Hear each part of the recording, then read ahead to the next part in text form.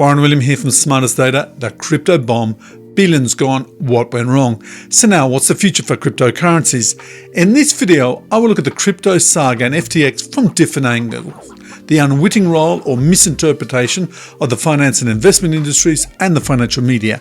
The key is for you watching this video is to avoid these scams. So in this video, I'll cover 9 of the most common crypto scams and how to avoid them.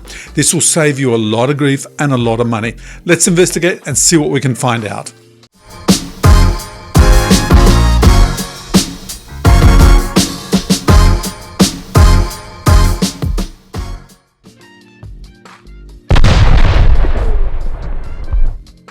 Okay, think back to 2009 when cryptocurrencies in the form of Bitcoin came into being. Since 2009, the incredible rise of the cryptocurrency markets has been driven by a lack of trust in the government's traditional role as the issuer of fiat money. Now, the crypto industry is quickly learning about another important role of the government, regulating financial markets and securities trading. Okay, regarding FTX, in the next couple of months, there will be a lot to say as the legal process takes its course, and there's already a lot of commentary out there. If crypto is the future, or has a future, but there will be more rules and regulation, will the original dream still be around? What is crypto, or more to the point, what is crypto's role? So what is a cryptocurrency? What is its role, mandate, or purpose? Typically, there are 3 things quoted. First, it's a currency. 2, it's a store of value, such as gold. 3, it's an investment, so security. So let's deal with these 3 aspects. A currency.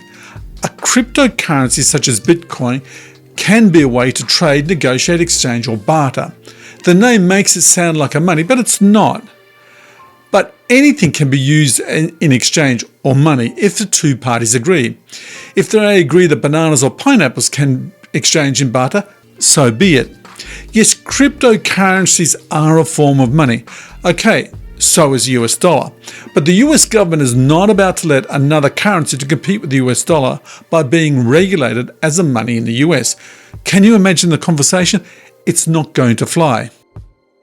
A store of value, a substitute for gold. So let's do a quick regression analysis using data from bar chart. The regression analysis with the closing price of Bitcoin and the SPDR gold ETF for the past 2 years. Okay, so let's do a quick analysis. We're inside of Excel to see if Bitcoin over the past 2 years has been a store of value such as gold. So the period has been a period of rising equity markets and falling equity markets, a period of low inflation, a period where inflation has increased dramatically in 2022. So let's see if the theory holds true that the price of Bitcoin was a store of value compared to the price of gold. So what I've done here out of bar chart, and bar chart is absolutely fantastic for this type of analysis. I've downloaded the data for Bitcoin, the price of Bitcoin in US dollars over the past 2 years, a gold ETF over the past 2 years, and the S&P 500 ETF over the past 2 years. Why did I use ETFs? Because they're investable. Okay, so we go over to the program inside of Excel, the correlation program, and you can see we've entered the data, and the data comes out at a correlation of 0.24. So that is a very low level of correlation between gold and Bitcoin. So let's look at the S&P 500 and Bitcoin. So if we go there, again, we're into the correlation program, entering the data, and we can see the correlation between Bitcoin and the S&P 500 ETF has been much, much higher at 0.78. The conclusion that I bring out of this quick analysis, and it's a quick, simple analysis you can do to answer the question, has Bitcoin been a store of value similar to gold over a period of rising and falling equity markets and a period of low inflation and high inflation? And the answer is no. Bitcoin's correlation to gold is 0.24 has meant that Bitcoin has failed miserably at this. It is not a store of value as compared to gold. It is not a substitute for gold. So how will cryptocurrency be regulated? It will be regulated as a security because it clearly fits the Howard case from 1946 determining an investment contract. Invest money, common enterprise, investors expect profit. So cryptocurrencies will be regulated as a security, but not the traditional sense because it's not an equity or a bond. There are no assets except for stable coins, and this may give an indication of the future direction. By the way, we should not commingle crypto with blockchain technology. They are not the same. Blockchain technology is a distributed ledger technology made up of a growing list of blocks or records that are securely linked together using cryptography and can work with or without cryptocurrency. They can use other tokens. Blockchain, under various applications, probably has a future. Let's take a look at the collapse of FTX. Okay, there are a few major issues: lack of supervision, political donations, conflicts of interest, and of course the alleged fraud. But there are other issues, one of which is how the finance and investment industries and the financial media maybe unwittingly helped and encouraged the FTX scam. Look, the head of the CME told everyone 6 months ago that this was a scam, but no one took any notice. But one of the key issues, these are not exchanges. No, they are not. FTX, the big exchange. No, not an exchange. The contagion from FTX, the crypto exchange. Nope. Crypto exchange, FTX.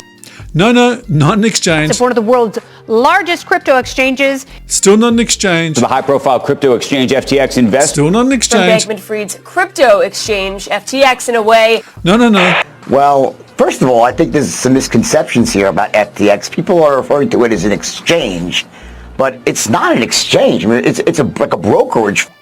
Finally, Gordon. And this was one of the main problems, which was the language used by people who should know better. These crypto exchanges are platforms. They are not regulated exchanges like the NYSE or the CME in Chicago. At best, they are broker-dealers or simply a platform. But this gave crypto and FTX a sense of respectability by making it look or spoken of as it was a regulated exchange. In the FTX structure, they were nowhere near close what could be remotely considered to be a regulated exchange. In fact, the roles of a normal regulated exchange were far too concentrated at FTX. The same people were acting as the prime broker, the introducing broker, the clearinghouse, custodian, forget risk management, that was completely laughed off, and then acting as a self-regulator. In the end, the investment industry and the media, financial media, need much more discipline about what the terms they use. Look, this is a mess. It's nothing to laugh about. The venture capital groups. How did some of the major venture capital groups, including Sequoia, Tiger Global, Temasek, Lightspeed Venture Partners, and Third Point Ventures, just to name a few, get involved? Some, if not all of these groups, took part in the capital raisings. The 2021 capital raising was for $1 billion. So what were they getting? Or, look, they made big investments, in some cases 200 million plus. But they only made a small part of the total assets under management, or AMU, at these firms. Some of the venture capital funds are focused on fintech, of which crypto is part of. And in these funds, they probably invested around about 2.5 of the AMU of these specific funds. Now, I want you to keep in mind that the mandate for the venture capital groups is actually to get involved with these new business, new technologies, and the companies behind them. The VC groups often then bring order to what can be a very chaotic situation as the founders focus on the technology and not really the structure of an organised company. Around 15 years ago, I was involved in a VC group which had an AMU of around about 50 million across 20 investments. About 15 of the investments went nowhere. 4 did well, and then one, which was involved in video games, really took off. The returns of the fund were amazing. But if you're a private investor watching this video, the VC mandate is very different from yours. So if you like these videos, like and subscribe, and watch the ads on YouTube. They fund YouTube. By the way, also take a look at the quick definitions videos. There are around about 150 so far, and think of them as a video library. They're for your financial education and investment literacy. So they may not be entertaining, but they're necessary. In the wake of the FTX scandal, a lot of people have been pointing the finger at the regulators in the US, and this is somewhat understandable. So let's take a look at the 6 most important regulatory bodies or agencies in the United States. The SEC, the US Securities and Exchange Commission, oversees and is responsible for most of the rules for the US capital markets. CFTC, the Commodity Futures and Trading Commission, is in charge of regulating the derivative markets in the US. This includes futures, swaps and options. The FTC, the Federal Trade Commission, is to protect people from misleading or unfair business practices and unfair ways to compete. The OCC, the Office of the Comptroller of the Currency. The OCC Charter is to regulate all the national banks and federal savings associations and the agencies of foreign banks operating in the US. The IRS, Internal Revenue Service. The role of the IRS is to help the vast majority of honest taxpayers who follow the law, or making sure the few who don't do in fact pay their fair share. FinCEN, Financial Crimes and Enforcement Networks. This collects and analyses information about financial transactions in order to stop money laundering, financing of terrorism and other financial crimes both in the US and abroad. Crypto is a security, and the SEC is going to be the lead regulator in charge of making sure that the cryptocurrency markets follow all the financial rules that the SEC is in charge of. Keep in mind, over 95% of all crypto trading happens on the top 5 platforms. They should have to register with the SEC if not already done so. The SEC is in the process of employing more officers and forming the Crypto Assets and Cyber Unit. To be clear, the SEC is fine with the crypto business that follows the law. Crypto platforms have always been a little bit hard to understand, which has let their owners make money without being watched or held accountable by governments. This is changing. People have accused many platforms of money laundering, front running, and freezing their customers' balances, so we're not in a good place to start. The SEC's push for law enforcement will have a big effect on how the cryptocurrency markets work, because tokens are sold as investments. They are governed by securities laws. The SEC's actions have been against initial coin offerings, or ICOs, and the new types of blockchain tokens that have appeared, such as decentralized finance and non-fungible tokens. Many of the new projects think to get around the security laws because the tokens represent collectibles like in-game items or digital artworks. No matter what the token stands for, securities laws will apply to these tokens if the tokens are bought as an investment, which they are. Even though some NTFs are sold as collectibles, regulators will still treat them as securities.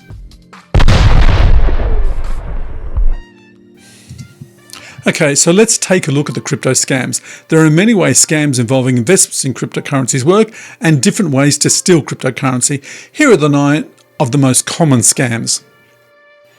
Fake websites. Scammers sometimes make fake platforms for trading cryptocurrencies or fake versions of an official cryptocurrency wallet to trick people who do not really know what's going on. Usually they do this by using a slightly different domain name than the official website. Most fake sites for crypto work in one of 2 ways. First, it's a phishing site. The objective of the scam is to end up with your information, including your crypto wallet's password, recovery phase, and other information. Otherwise, it's just a straight theft. At first, the site might let you take out small amounts of money. If it looks like your investments are going well, you might decide to put some more money in, but when you try to get the money back, the site blocks access. Email scams. Online wallet information is often the target of phishing scams that use crypto. Scammers go after the private keys that are needed to access the tokens in a crypto wallet. Once the hackers have this information, they'll steal the cryptocurrency in those wallets. Pump and dump schemes. This is not dissimilar to what happens in the equity markets. Fraudsters do this by getting people excited about a certain coin or token through an email blast or social media sites like Twitter, Facebook or Instagram. Investors buy the coin so they don't miss out, driving up the price. After successfully driving up the price, the scammers sell their assets, which causes a crash in the value of the currency or token. This drops like a stone, and it all happens very quickly. False apps. Scammers often develop fake apps that can be downloaded from Google Play and the Apple Store. These apps are to trick people who want to invest in cryptocurrencies. Both Google and Apple have been very fast to get rid of them, but be aware they do exist. Fraudulent celebrity endorsements. Scammers who try to steal cryptocurrency may pretend to be celebrities, business people or influential people, or say that they have their support. Sometimes this means selling fake cryptocurrencies to investors. Freebies. Scammers promise to match or multiply the crypto sent to them in what's called a free giveaway, a giveaway scam. The clever messages from what looks like a real social media account can make people feel as if they can trust and act quickly. Blackmail and extortion. Scammers will also use blackmail as a method. They send emails claiming to have a record of potential embarrassing activity of the user and threatening to reveal this information unless the user shares the private keys or sends cryptocurrency to the scammer. Cloud mining. Cloud mining is the practice of renting mining hardware to mine cryptocurrency from a company in exchange for a fixed fee and/or a share of the money you supposedly will make. In theory, this lets people mine from far away without having to buy expensive mining gear. On the other hand, many cloud companies are scams. You make much less than was expected or make nothing at all. Initial coin offerings, ICOs. Customers are usually promised a discount on the new cryptocurrency if they send active cryptocurrencies like Bitcoin or another popular currency. Several ICOs have turned out to be complete scams, with criminals going to great lengths to trick potential investors.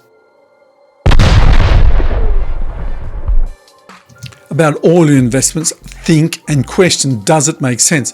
So how can you spot a cryptocurrency scam? Let's use FTX as an example.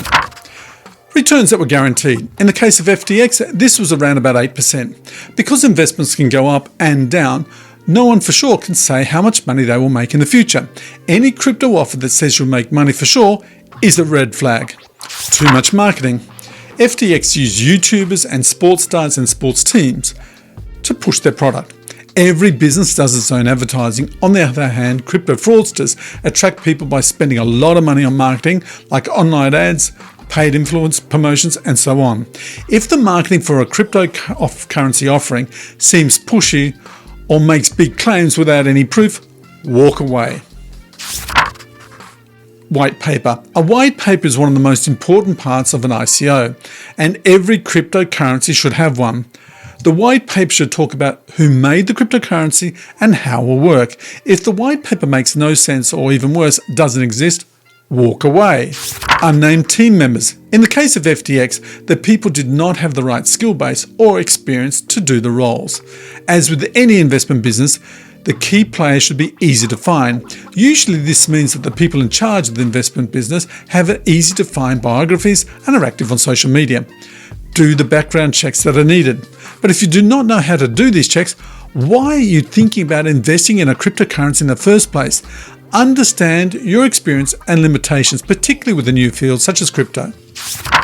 Free money. Any investment opportunity that says you can get paid in cash or cryptocurrency for free is probably a scam. Again, walk away. The future. New regulation? Let's see. Most commentators believe the FTX scandal could have been avoided. Clearly, under increased scrutiny and governance, the original crypto dream will likely be vastly different. The SEC made it clear that it's willing to work with people in the industry who are willing to work with the SEC. The goal is to give crypto investors the same level of protection that has helped make the US security markets, the equity markets and the fixed income markets so successful. The message is starting to get through as more cryptocurrency companies are cooperating with the regulators. The various tokens, cryptocurrencies and blockchain must carve out their value added if they are to have a future. In closing, 3 quick bullet points regarding crypto. Do not rely on big name investors to do your due diligence. Their investment objectives and your investment objectives are likely not to coincide. Staying diligent beats scammers. Remember, they're lazy. And finally, if it's too good to be true, it probably isn't. It's an old saying.